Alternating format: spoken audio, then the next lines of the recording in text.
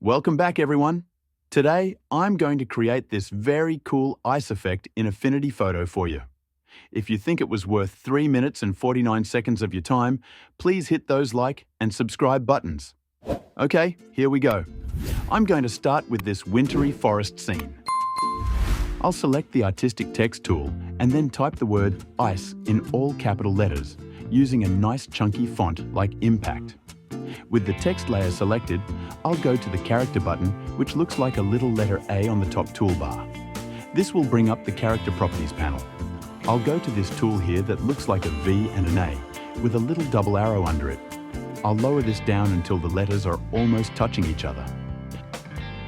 About -65 should do.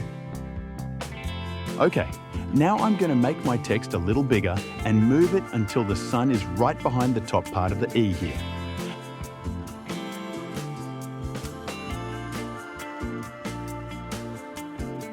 I'll then duplicate the background layer, and then I'll grab the duplicate layer and drag it on top of the text layer.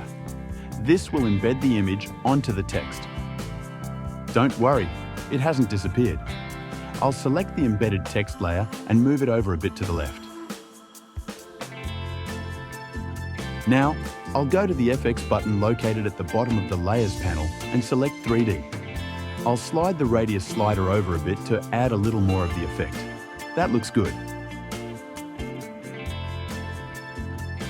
Alright, now, with the embedded text layer still selected, I'll click Enter. This will bring up the Move Duplicate panel. I'll type 1 for the horizontal value, 1 for the vertical value, check the duplicate box, set the number of copies to 75, and click on the right side insertion mode to duplicate behind the next layer.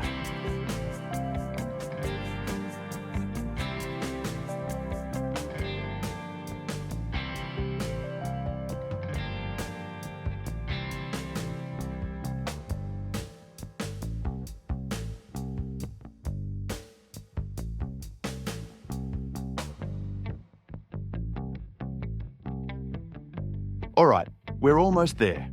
I'm going to group all the ice layers together by clicking on both the top and bottom layers while holding the Shift key. Then I'll right-click on the layers and select Group.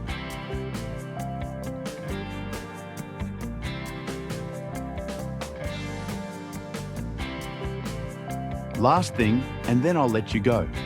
There are 75 3D ice layers in this image. I'll rasterize the group and turn them into 1 pixel layer. That frees up some processing power. Now, it's easier to move and resize the image because my poor little Mac doesn't have to think so hard. I'll just make the whole thing a bit bigger and then line it up so it appears to magnify the background. Well, that's it for today. I told you it was short, but I hope you felt it was a cool way to spend less than 4 minutes learning something new. If so, please click those like and subscribe buttons.